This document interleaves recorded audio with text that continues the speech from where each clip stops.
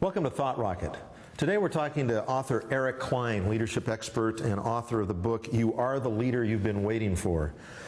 So Eric, you are the leader you've been waiting for. I kept thinking about that title, and it's one of those great titles. It's provocative, but it's provocative in that I don't quite know what it means. So enlighten me.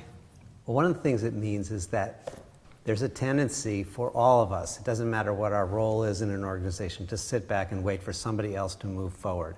It feels unsafe, whether it's unsafe because of sort of organizational politics, because of sort of financial instability in the market space, or because of competitors. Whatever the reason is, it feels unsafe. And this tendency is not actually caused by the environment.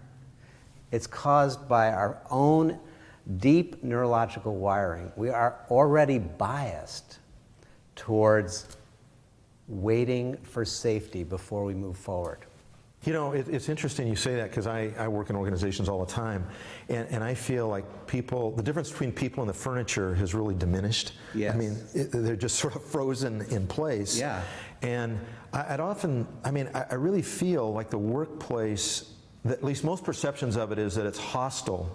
Yeah, it does seem hostile, and that's by evolutionary design, actually. I mean, it's really interesting when we take a look at kind of the way that the human organism is structured to actually be constantly scanning the environment for threats. Mm-hmm. Our ancestors were, nervous, twitchy, on the edge beings, and they had to be if they wanted to survive. The ones that were mellow, laid back, and just sort of said, the world's a beautiful place, they were usually eaten by a saber-toothed tiger, right? Right.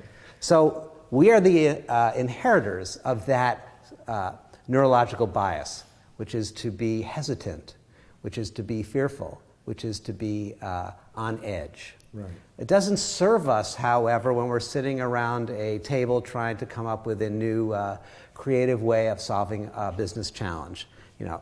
We're not going to have an honest conversation. It doesn't help us if we're sitting by ourselves trying to come up with a new way of interacting with a colleague or with a direct report, because we're going to always be going back to the fact that we can't move forward. We have to wait for the conditions around us to change. And that is just too long of a wait. It's never going to happen. It hasn't happened in millions of years. It's not going to happen tomorrow. Well, how do you break that pattern and be courageous but also wise? Okay, so that's a great question, how to break that pattern. Yeah.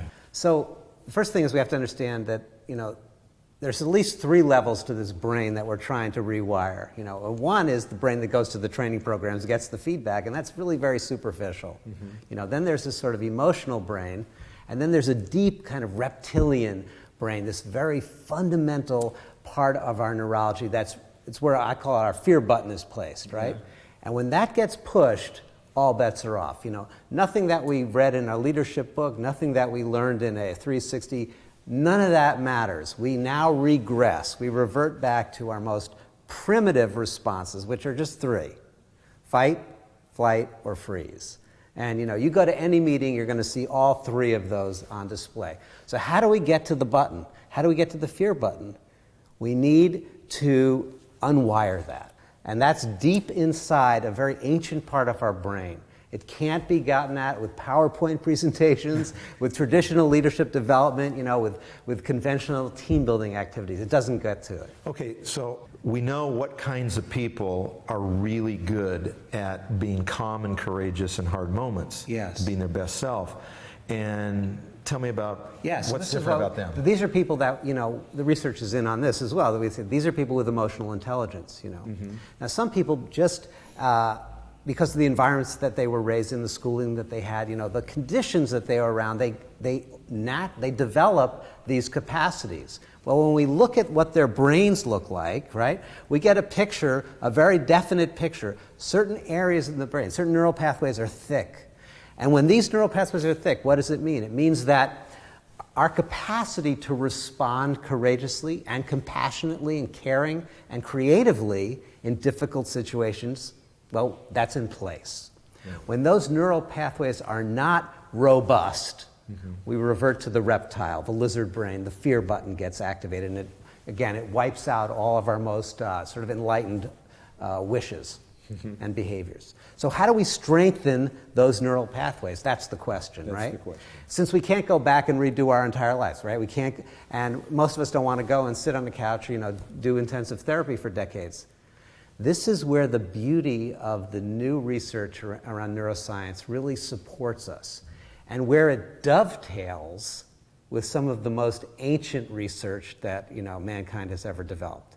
The ancient research is meditation. Mm-hmm. The most current research is around neuroscience. There's a place where these meet, and this is really the key to transforming leadership. Okay, let me just stop you right there. Yeah. So if I'm a typical American Western worker and I hear the word meditation, right, I immediately get my fear response. Yeah. That just, the word stresses me out, yeah, because anytime you try to work with a high performance, success-oriented Western mind, meditation is all about dark rooms, incense, quiet, long periods of time of inactivity.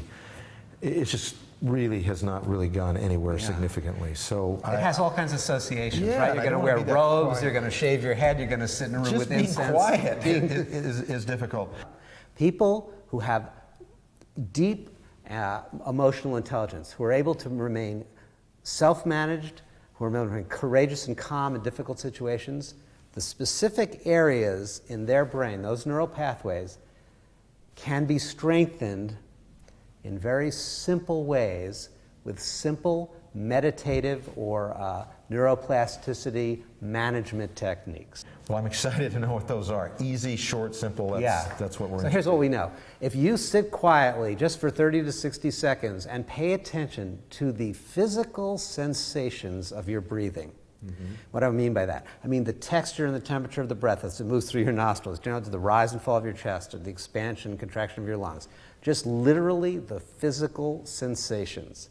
No visualization, no religion, no symbolism. The literal physical sensations. What will it do? It will build those exact same neural pathways. It will lay down myelin in those very same neural pathways that are the carriers of emotional intelligence. So have you actually worked with modern day leaders and actually had a result? Yeah, so this is a key piece, right? Working with a vice president reporting to a COO of a healthcare system. This COO was a tough cookie, very critical, very brilliant, very sharp, and very cynical. Difficult person to be in conversation with, but necessary if you want to get anything through the system, if you want to change things, right? And her tendency when she got in one-on-one or even in group meetings with this person was to shut down. It pushed the fear button. For her, freeze. She just froze up. Couldn't think, couldn't speak, couldn't engage.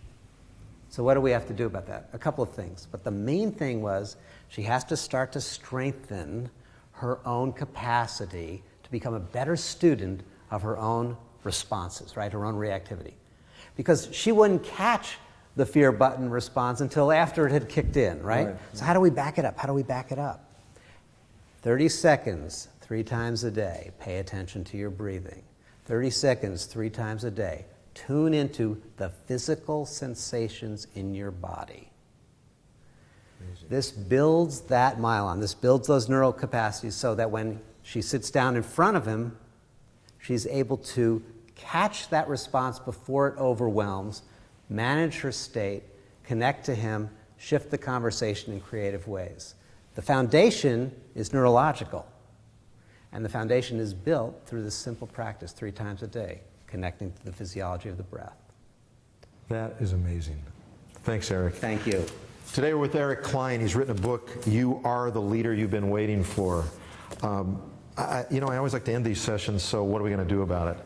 And what's great about what Eric's talked about today is this is something that we can probably do without being licensed or take a course. In other words, 30 seconds, focused on being aware of our breathing, and see if it makes us more powerful in stressful moments. Try it. Let us know what you think of Eric's ideas. We'd love you to try them out and get back to us in 2 or 3 weeks and say, is this working for you? Is it making you stronger in hard moments? Thanks for being with us today at Thought Rocket. We look forward to your comments and questions.